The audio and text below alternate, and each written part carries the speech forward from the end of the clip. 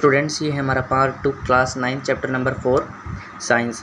आज हम पढ़ेंगे डाल्टन एटॉमिक थ्योरी के बारे में जो डाल्टन ने दी थी और वो फेल हो गई थी, तो उसको पढ़ेंगे। Dalton atomic theory. डाल्टन ने क्या कहा था? The matter is made of tiny particle. जो मैटर होता है ना, वो छोटे छोटे पार्टिकल से मिलकर बना होता है, जिसको हम क्या कहते हैं? एटम्स। और that can not be divided, मतलब वो डिवाइड नहीं हो सकता। डाल्टन ने ये कहा था कि जो एक मैटर होता है वो छोटे छोटे पार्टिकल से मिलकर बना होता है, जिसका नाम एटम दिया, और एटम कभी भी डिवाइड नहीं हो सकता।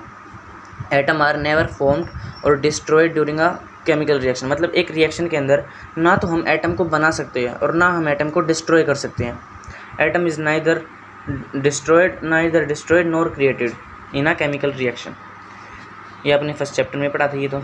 उसके बाद atoms of an element exist same nature. एक एलिमेंट के जो एटम होंगे वे सेम नेचर के होंगे। मतलब अगर गोल्ड का मैं अगर एक एटम लूँ और उसका दूसरा एटम लूँ तो उनका जो नेचर होगा वो सेम होगा, उनकी प्रॉपर्टीज़ जो हैं वो सेम होगी। मतलब उनका साइज सेम होगा, मास सेम होगा, कैरेक्टर उनके जो हैं कैरेक्टरिस्टिक्स सेम होंगी। लेकिन atoms of different element exist variant nature. अगर मैं अलग अलग जो है एलिमेंट के, जैसे एक सिल्वर का ले लूँ, एक गोल्ड का ले लूँ, तो उनकी जो प्रॉपर्टीज़ हैं वे अलग अलग होंगी और उनका मतलब मास साइज वे अलग अलग होंगे। They do not have same characteristic, उनकी कैरेक्टरिस्टिक जो है वो सेम नहीं होंगी। Atoms form compounds by combining in ratio of whole number. जो एटम्स होते हैं वे एक कंपाउंड के अंदर जो है कंबाइन करते हैं। मतलब एक कंपाउंड है तो एटम्स जो उसके अंदर कंबाइन होंगे तभी तो वो कंपाउंड बनेगा।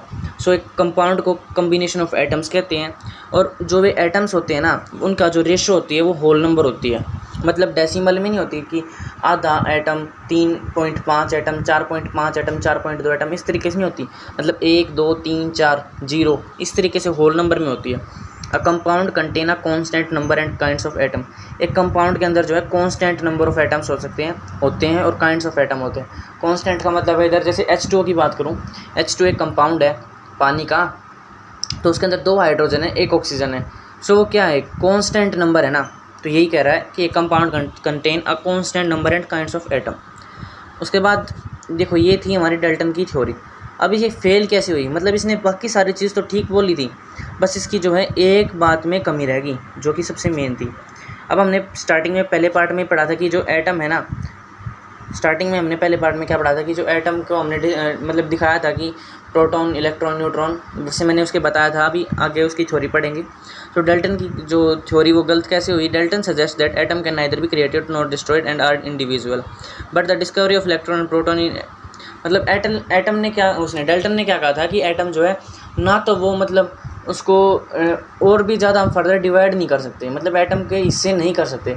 बट हमने पता है कि एटम जो है प्रोटॉन, इलेक्ट्रॉन और न्यूट्रॉन में जो है डिवाइड हो जाता है। ये है ना उसकी थ्योरी को कंट्राडिक्ट कर गई। और ये थ्योरी मतलब ये उसकी थ्योरी को है ना, उसकी थ्योरी की मेन ड्रॉबैक है। उसकी थ्योरी से फेल हो गई।